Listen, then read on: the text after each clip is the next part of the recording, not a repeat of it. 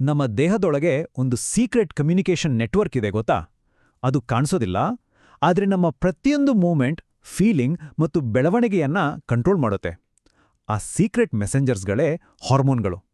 ಬನ್ನಿ, ಇವತ್ತು ಅವುಗಳ ಜಗತ್ತನ್ನ ಒಮ್ಮೆ ಸುತ್ತಾಡಿ ಬರೋಣ. ಒಂದು ಕ್ಷಣ ಯೋಚನೆ ಮಾಡಿ. ನಮ್ಮ ದೇಹದ ಕೋಟಿಗಟ್ಟಲೆ ಜೀವಕೋಶಗಳು ಒಂದೇ ಒಂದು ಶಬ್ದ ಬಳಸದೆ ಕ್ಷಣಾರ್ಧದಲ್ಲಿ ಒಂದಕ್ಕೊಂದು ಹೇಗೆ ಮಾತಾಡ್ಕೊಳ್ತವೆ? ನಮ್ಮ ಮೆದುಳಿಗೆ, ಹೃದಯಕ್ಕೆ ಜೋರಾಗಿ ಬಡಿ ಅಂತ ಹೇಳಕ್ಕೆ ಹೇಗೆ ಸಾಧ್ಯ? ನಮ್ಮ ಮಸಲ್ಸ್ಗೆ ಈಗ ಪವರ್ ಬೇಕು ಅಂತ ಹೇಗೆ ಗೊತ್ತಾಗುತ್ತೆ? ಆ ಪ್ರಶ್ನೆಗಳಿಗೆ ಉತ್ತರವೇ ಹಾರ್ಮೋನ್ಗಳು. ಇವೇ ನಮ್ಮ ದೇಹದ ಕೆಮಿಕಲ್ ಮೆಸೆಂಜರ್ಸ್, ಅಂದ್ರೆ ರಾಸಾಯನಿಕ ಸಂದೇಶವಾಹಕಗಳು.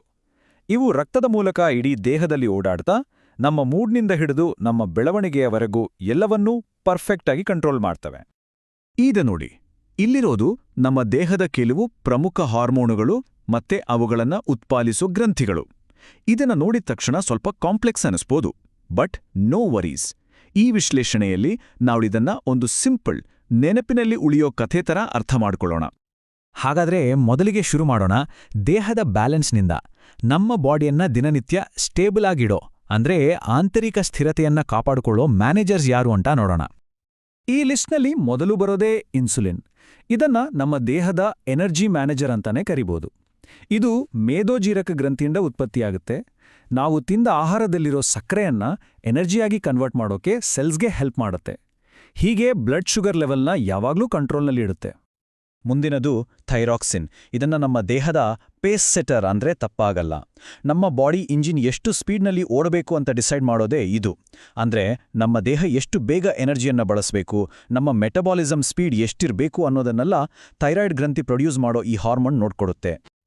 ಸರಿ, ಈಗ ಸ್ವಲ್ಪ ಗೇರ್ ಚೇಂಜ್ ಮಾಡೋಣ. ನಮ್ಮ ದೇಹದ ಎಮರ್ಜೆನ್ಸಿ ರೆಸ್ಪಾನ್ಸ್ ಸಿಸ್ಟಮ್ ಬಗ್ಗೆ ಮಾತಾಡೋಣ. ಅಂದ್ರೆ ಫೈಟ್ ಆರ್ ಫ್ಲೈಟ್. ಇಲ್ಲಿ ಪವರ್ ಮತ್ತು ಸ್ಪೀಡ್ಗೆ ಮೊದಲ ಆದ್ಯತೆ. ಅಡ್ರಿನಲಿನ್. ಈ ಹೆಸರನ್ನ ಎಲ್ಲರೂ ಕೇಳಿರ್ತಾರೆ ಅಲ್ವಾ? ಏನಾದ್ರೂ ಭಯ ಆದಾಗ ಅಥವಾ ಸಖತ್ ಎಕ್ಸೈಟ್ ಆದಾಗ ನಮ್ಮ ಹಾರ್ಟ್ ಬೀಟ್ ಧಡ್ ಅಂತ ಜೋರಾಗತ್ತಲ್ಲ, ಅದಕ್ಕೆ ಕಾರಣನೇ ಈ ಅಡ್ರಿನಲಿನ್. ಇದು ಎಮರ್ಜೆನ್ಸಿ ಟೈಮ್ನಲ್ಲಿ ಬ್ಲಡ್ ಪ್ರೆಷರ್, ಹಾರ್ಟ್ ರೇಟ್ ಮತ್ತು ಉಸಿರಾಟವನ್ನ ಹೆಚ್ಚಿಸಿ ನಮ್ಮನ್ನ ಯಾವುದೇ ಸವಾಲಿಗೆ ಸಿದ್ಧ ಮಾಡತ್ತೆ. ಹೌದು, ಇದನ್ನ ನಮ್ಮ ದೇಹದ ಅಲ್ಟಿಮೇಟ್ ಸೂಪರ್ ಸೀರಮ್ ಅಂತಾನೆ ಹೇಳಬಹುದು. ಯಾಕೆಂದ್ರೆ ಇದು ನಮ್ಮನ್ನ ಯಾವುದೇ ಅಪಾಯದಿಂದ ಪಾರಾಗಲು ಅಥವಾ ಯಾವುದೇ ಆಕ್ಷನ್ಗೆ ತಕ್ಷಣ ರೆಡಿ ಮಾಡುತ್ತೆ. ಓಕೆ, ಈ ಎಮರ್ಜೆನ್ಸಿ ಸಿಚುವೇಶನ್ಗಳಿಂದ ಹೊರಗಡೆ ಬಂದು ಈಗ ನಮ್ಮ ದೇಹದ ಒಂದು ಲಾಂಗ್ ಟರ್ಮ್ ಪ್ರಾಜೆಕ್ಟ್ ಬಗ್ಗೆ ನೋಡೋಣ. ಅದೇ ನಮ್ಮ ಬೆಳವಣಿಗೆಯ ನಿಯಂತ್ರಣ. ನಾವೆಲ್ಲ ಬೆಳೆಯೋದರ ಹಿಂದೆ ಇರೋ ಮಾಸ್ಟರ್ ಆರ್ಕಿಟೆಕ್ಟ್ ಯಾರು ಗೊತ್ತಾ? ಅದು ಗ್ರೋತ್ ಹಾರ್ಮೋನ್. ಇದನ್ನ ಪ್ರೊಡ್ಯೂಸ್ ಮಾಡೋದು ಪಿಟ್ಯೂಟರಿ ಗ್ಲ್ಯಾಂಡ್. ಅದನ್ನ ಮಾಸ್ಟರ್ ಗ್ಲ್ಯಾಂಡ್ ಅಂತಾನೂ ಕರೀತಾರೆ.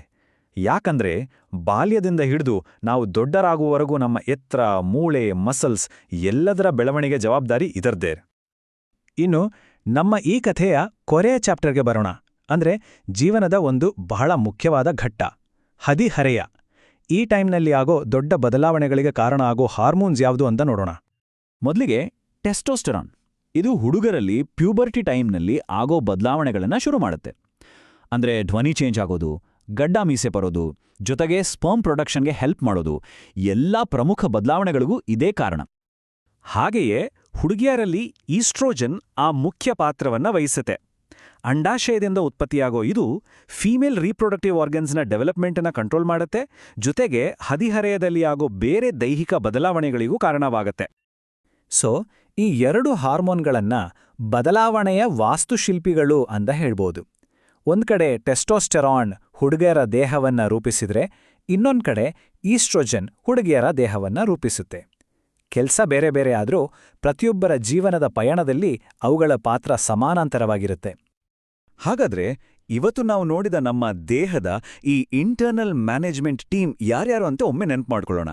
ಬ್ಯಾಲೆನ್ಸ್ ಮಾಡೋ ಇನ್ಸುಲಿನ್ ಮತ್ತು ಥೈರಾಕ್ಸಿನ್, ಎಮರ್ಜೆನ್ಸಿದಲ್ಲಿ ಬರೋ ಅಡ್ರಿನಲಿನ್, ನಮ್ಮನ್ನ ಬೆಳೆಸೋ ಗ್ರೋತ್ ಹಾರ್ಮೋನ್, ಮತ್ತೆ ಬದಲಾವಣೆಯನ್ನ ತರೋ ಟೆಸ್ಟೋಸ್ಟೆರಾನ್ ಮತ್ತು ಈಸ್ಟ್ರೋಜನ್. ನೋಡಿ, ಪ್ರತಿಯೊಂದು ಹಾರ್ಮೋನ್ಗೂ ಒಂದೊಂದು ಸ್ಪೆಸಿಫಿಕ್ ಕೆಲಸ ಇದೆ. ಆದರೆ ಇಂಟ್ರೆಸ್ಟಿಂಗ್ ವಿಷಯ ಏನಂದ್ರೆ ಇವೆಲ್ಲ ಸೇರಿ ಒಂದು ಸೈಲೆಂಟ್ ಆರ್ಕೆಸ್ಟ್ರಾ ಥರ, ಒಂದು ಸೂಕ್ಷ್ಮವಾದ ಸಾಮರಸ್ಯದಲ್ಲಿ ಕೆಲಸ ಮಾಡ್ತವೆ. ಆ ಒಂದು ಹಾರ್ಮೋನಿ ಇದೆಯಲ್ಲ, ಅದೇ ನಮ್ಮನ್ನ ಹೆಲ್ದಿಯಾಗಿ, ಆಕ್ಟಿವ್ ಆಗಿ ಇಡೋದು. ಹಾಗಾದ್ರೆ ಕೊನೆಯದಾಗಿ ಒಂದು ಪ್ರಶ್ನೆ. ಒಂದು ವೇಳೆ ಈ ಸೈಲೆಂಟ್ ಆರ್ಕೆಸ್ಟ್ರಾದ ಬ್ಯಾಲೆನ್ಸ್ ಸ್ವಲ್ಪ ತಪ್ಪಿದ್ರೆ ಏನಾಗ್ಬೋದು? ಯೋಚನೆ ಮಾಡಿ. ನಮ್ಮ ದೇಹದ ಈ ಅದ್ಭುತ ಮೆಸೆಂಜರ್ಸ್ ಬಗ್ಗೆ ತಿಳ್ಕೊಳ್ಳೋದು ಎಷ್ಟು ಇಂಪಾರ್ಟೆಂಟ್ ಅಲ್ವಾ? ಸರಿ, ಮುಂದಿನ ವಿಶ್ಲೇಷಣೆಯಲ್ಲಿ ಮತ್ತೆ ಸಿಗೋಣ.